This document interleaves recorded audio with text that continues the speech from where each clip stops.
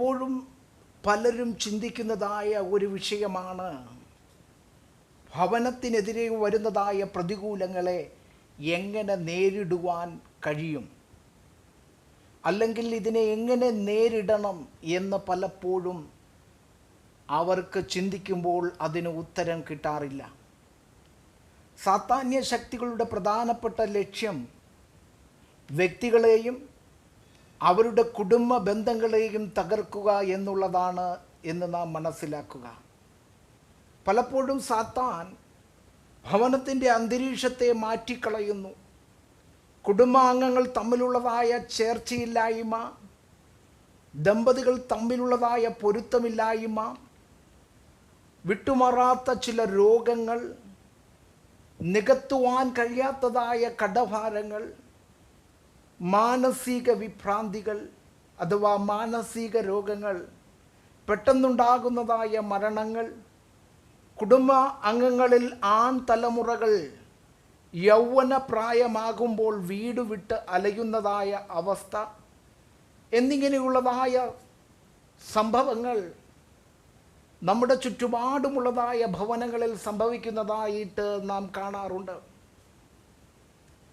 ഇത് കുടുംബത്തെ തകർച്ചയുടെ അവസ്ഥയിലേക്ക് കൊണ്ടുപോകുകയും സാത്താൻ തൻ്റെ സാത്താന്യ തന്ത്രങ്ങൾ പ്രയോഗിച്ച് കുടുംബ ബന്ധങ്ങളെ ശിഥിലമാക്കുകയും ചെയ്യാറുണ്ട്. എന്നാൽ വേറെ ചില ഭവനങ്ങളിൽ കണ്ടുവരുന്ന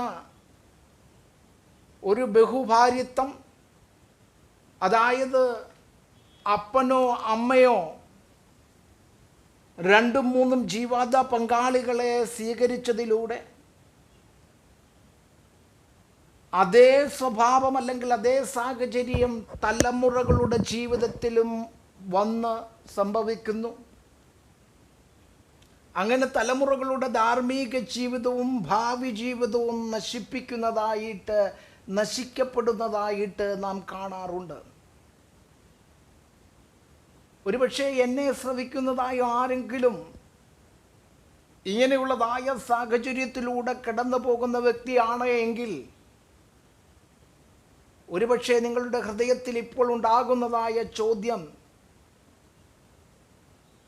എങ്ങനെയാണ് ഇങ്ങനെയുള്ളതായ വിഷയങ്ങളിൽ നിന്ന് വിമുക്തി നേടുന്നത് എന്നുള്ളതായിരിക്കാം.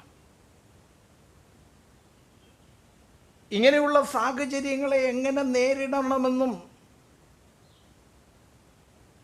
ഇതിൽ നിന്ന് എങ്ങനെ വിജയം പ്രാപിക്കാമെന്നും നാം മനസ്സിലാക്കിയിരിക്കേണ്ടത് വളരെ ആവശ്യമാണ്. ഇതിൽ നിന്ന് വിടുതൽ പ്രാപിക്കുവാനായിട്ട് ഒന്നാമതായിട്ട് നാം ചെയ്യേണ്ടത്, ദൈവം നമ്മുടെ സംരക്ഷകനും അതുപോലെ തന്നെ നമ്മുടെ കുടുംബത്തിൻ്റെ സംരക്ഷകനുമാണ് എന്ന് നാം തിരിച്ചറിയുക.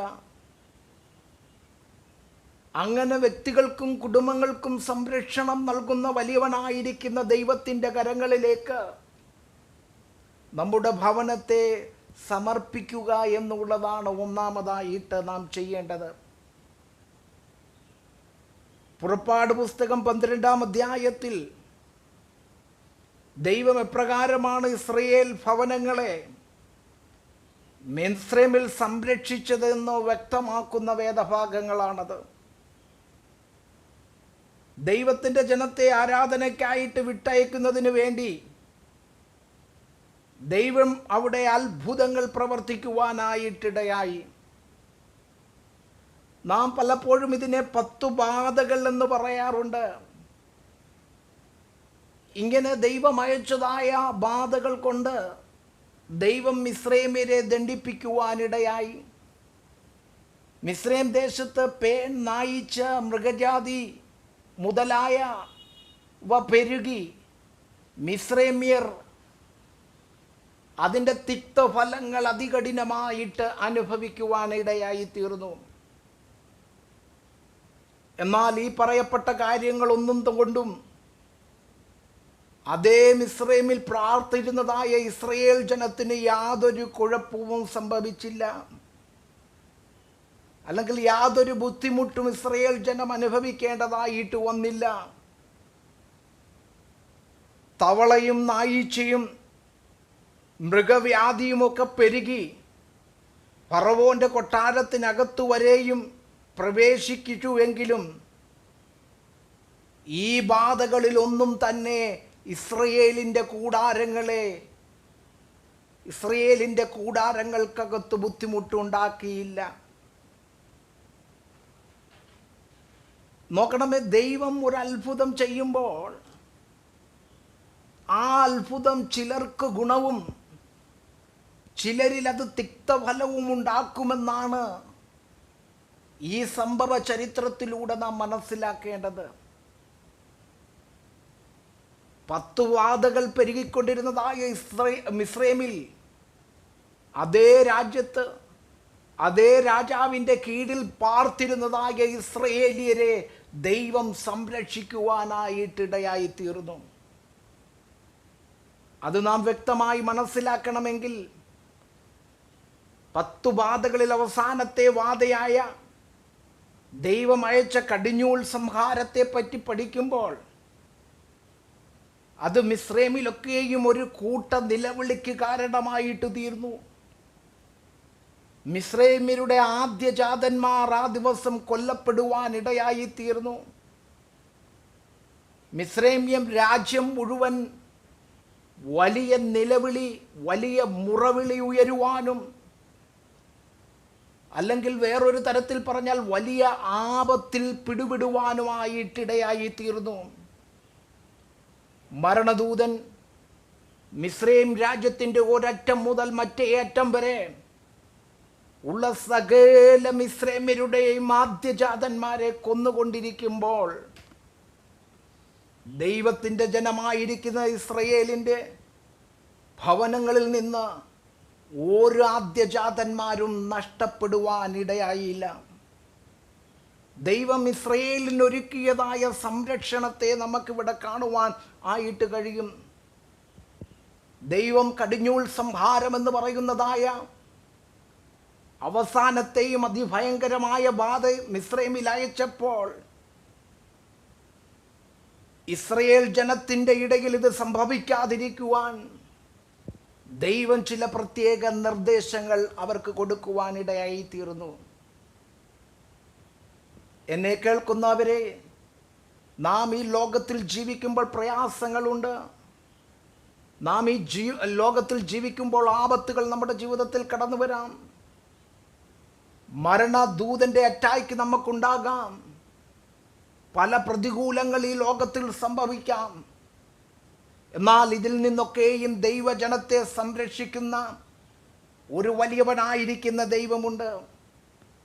ഇസ്രയേലിനോട് പറയുകയാണ്, ഈ മഹാസംഹാരത്തിൽ നിന്ന് നിങ്ങൾക്ക് രക്ഷപ്പെടണമെങ്കിൽ ഞാൻ ചെയ്യുന്നതായ ചില കാര്യങ്ങൾ, ഞാൻ പറയുന്നതായ ചില കാര്യങ്ങൾ നിങ്ങൾ ചെയ്യേണ്ടത് വളരെ ആവശ്യമാണ്.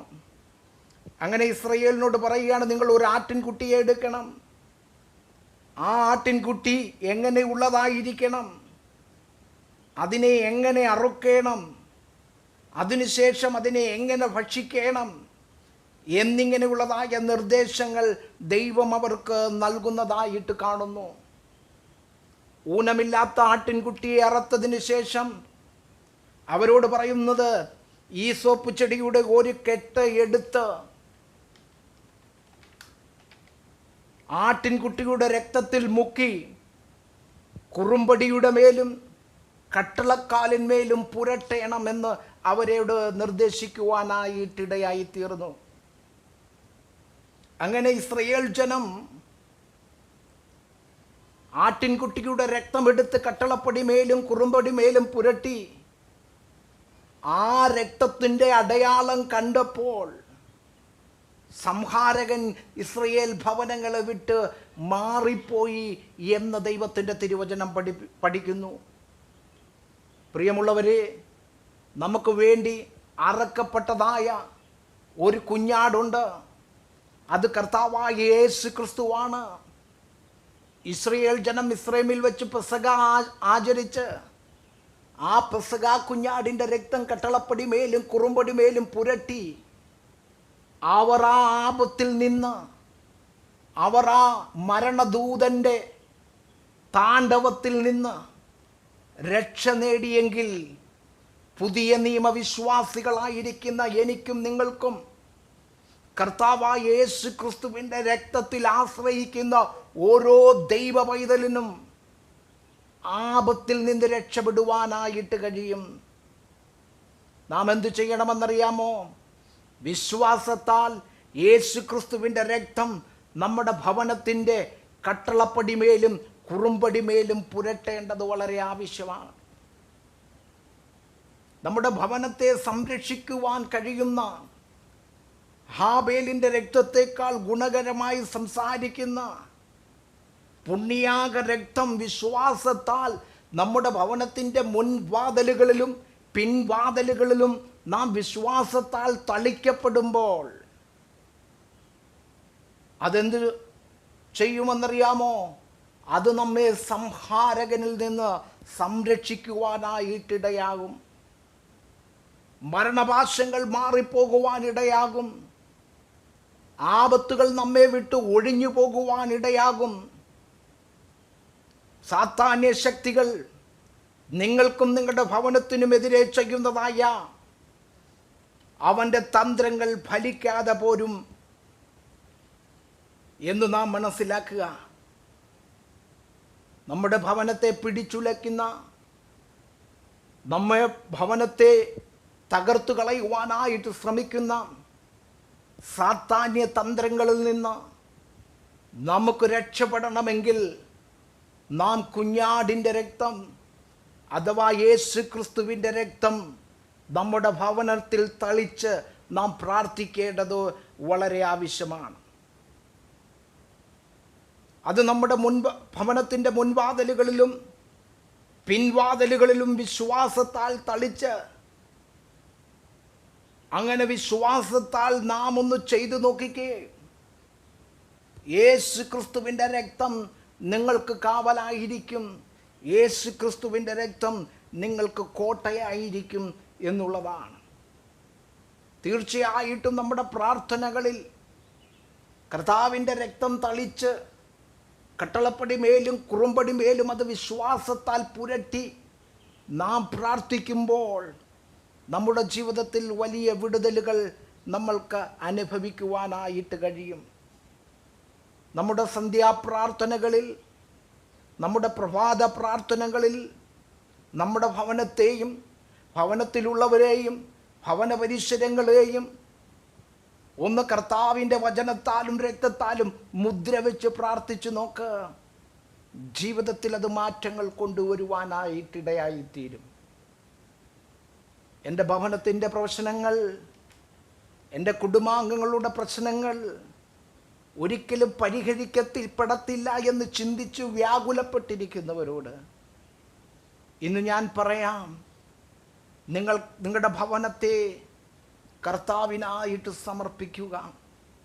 കർത്താവിൻ്റെ വിലയേറിയ രക്തം വിശ്വാസത്താൽ നിങ്ങളുടെ ഭവനങ്ങളിൽ പുരട്ടുക. വലിയവനായിരിക്കുന്ന ദൈവം ആപത്തുകളിൽ നിന്ന്, മാറാരോഗങ്ങളിൽ നിന്ന്, വീട് വിട്ടലയുന്നതായ തലമുറകളുള്ളതായ ഭവനത്തിൽ, അല്ലെങ്കിൽ പരമ്പരാഗതമായി അങ്ങനെ സംഭവിക്കുന്ന ഒരു ഭവനമാണ് നിങ്ങളുടെ ഭവനമെങ്കിൽ തീർച്ചയായിട്ടും ഇന്നു മുതൽ നിങ്ങൾ വിശ്വാസത്തോടെ പ്രാർത്ഥിച്ചു നോക്ക്. ദൈവം നിങ്ങളുടെ സ്ഥിതിഗതികളെ മാറ്റും. ദൈവം നിങ്ങളെ ധാരാളമായിട്ട് അനുഗ്രഹിക്കട്ടെ.